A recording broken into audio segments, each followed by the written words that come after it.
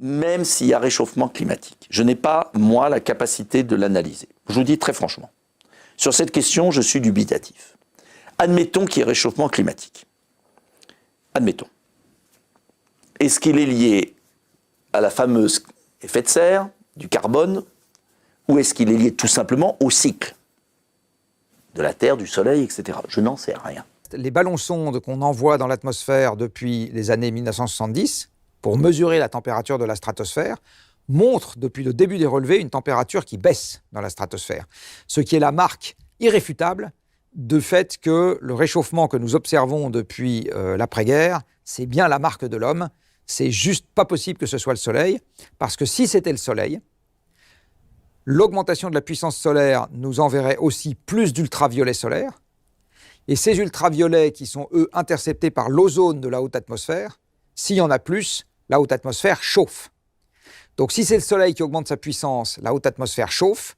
Si c'est l'effet de serre qui s'intensifie, la haute atmosphère se refroidit. Donc ça, c'est un switch on-off. Et l'observation via les ballons-sondes du refroidissement de la stratosphère prouve de façon totalement irréfutable que c'est bien nous qui sommes à l'origine du réchauffement climatique. Parce que l'escroquerie qui tue la France de vouloir revenir à 1990, d'accord? C'est l'escroquerie du siècle.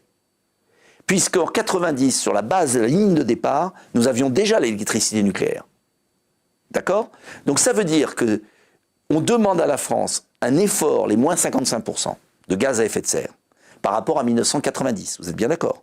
On demande à la France un effort surhumain par rapport à des pays comme l'Allemagne et la Pologne qui étaient bien au-dessus.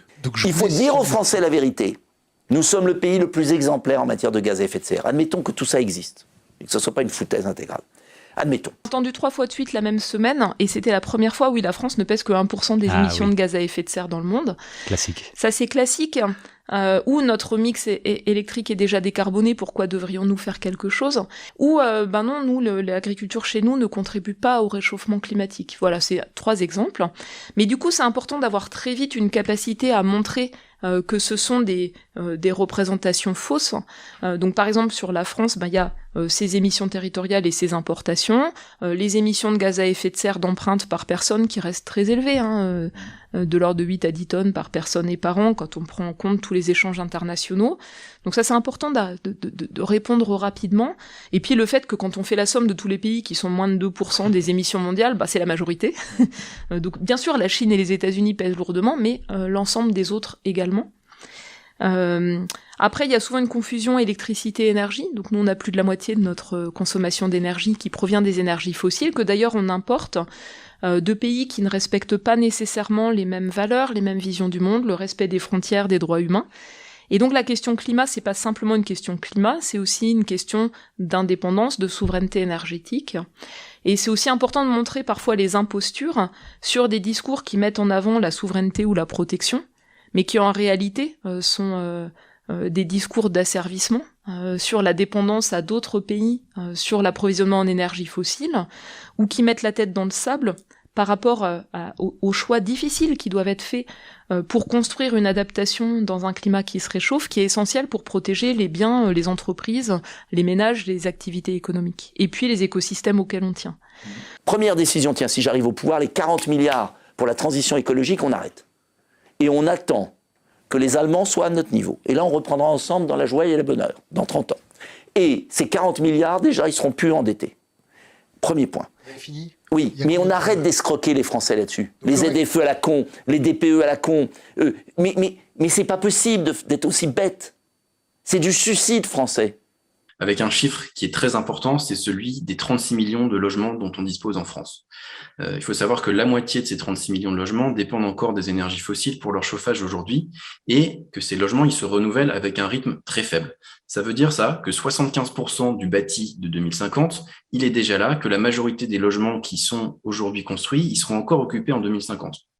Donc forcément, ça signifie qu'il faut réussir à traiter l'existant, et ça veut dire qu'il faut emporter peu ou prou 36 millions de décisions de rénovation, souvent auprès des ménages directement, soit un public qui n'a en général pas la capacité de planifier à long terme. Donc ça veut dire qu'il faut se mettre en ordre de marche sans tergiverser. D'autant plus quand on sait que le bâtiment consomme 40% de l'énergie finale et le logement 25%, et qu'on voit que des scénarios énergétiques nous disent qu'on marche déjà dans une certaine mesure sur une ligne de crête pour la fourniture d'énergie. Même si les objectifs de rénovation et de diminution des consommations dans le bâtiment sont atteints. Quand même, sur certains points, on n'est pas du tout au bon rythme, donc notamment sur la connexion réseau de chaleur et sur le rythme de rénovation et la qualité des rénovations. Pour changer cette tendance, il nous semble qu'il faut déjà mettre en œuvre des aides restructurées qui rendent compétitive une rénovation globale qui traite l'ensemble des postes de travaux d'un logement, du sol au plafond, en passant par le chauffage.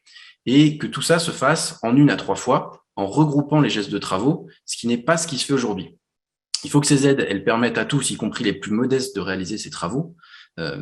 Et en fait, en faisant ça, dans un deuxième temps, ça veut dire qu'on peut mettre en place, on peut activer une voiture balai réglementaire avec une obligation de réno, par exemple au moment des ventes, qui assure que le travail de rénovation est fait partout. Mais c'est pas possible d'être aussi bête.